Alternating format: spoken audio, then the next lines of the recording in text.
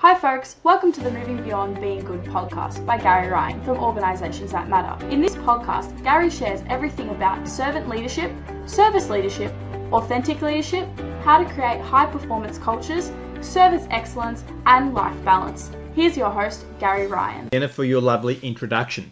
In this episode of the Moving Beyond Being Good podcast, I'm going to share with you 8 elements of effective decision making, which is being adapted from Martin G. Moore, the No Bullshit Leader, his book, No Bullshit Leadership. It's a fantastic chapter, and as I said in my recent interview with him, I would have written that chapter myself if I was ever to write a chapter about decision making. Now, there's 8 elements that collectively contribute to great decisions, according to Martin G. Moore. And the first one is that great decisions are timely. Speed matters in the world that we live in, which is why the remaining 7 factors matter, because they contribute to speed. The second factor is that great decisions are made by a clearly accountable person. One issue, one decision, one person.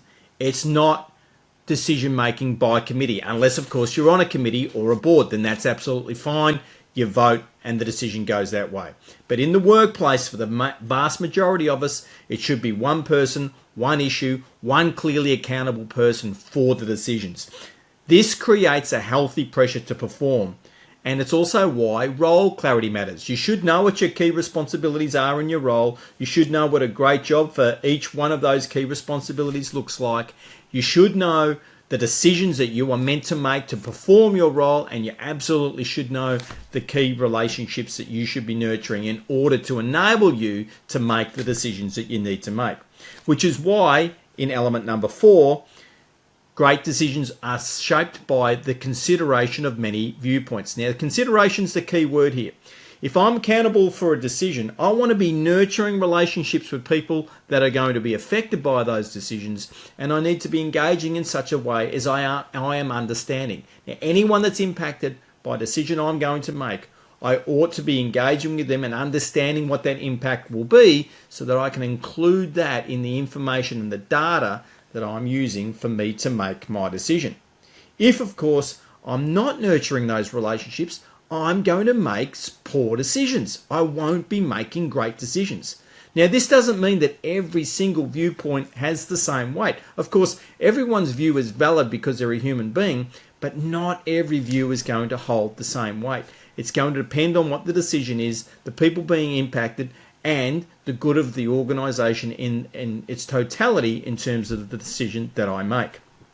Number 5, great decisions consider the holistic impact of problems. So there's a strategic impact, there's the financial performance, there's your reputation and brand of your organisation, there's the impact on your clients or customers or whatever language you use to describe the ultimate end user, and of course legal exposure and risk. These are key strategic factors that need to be included in your decision making. Number 6, great decisions balance both long-term and short-term value. This is essential for our decision-making part of why it's part of the 8 essential elements for great decisions. We've got to be able to balance both. It's not just about the short-term. It's not just about the long-term. We have to find a way to be balancing both of those needs. Number 7, great decisions address both the root cause of a problem and its high-level symptoms. Too often, decisions are just addressing the symptomatic cause and not the root cause.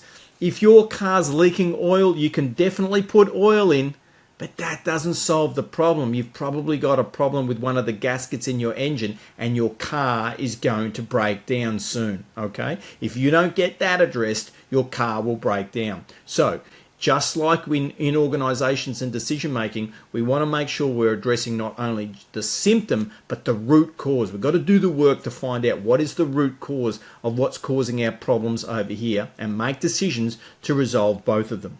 And finally, great decisions are well communicated to key stakeholders. We make sure that we're explaining why we're doing what we're doing so that they have a chance to understand. They still might not necessarily agree, but we follow up and make sure that our stakeholders understand. So once again, folks, this is Gary Ryan from the Moving Beyond Being Good podcast and Organisations That Matter.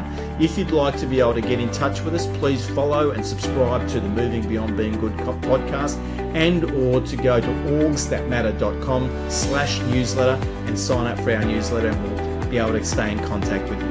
I look forward to the next episode. Bye.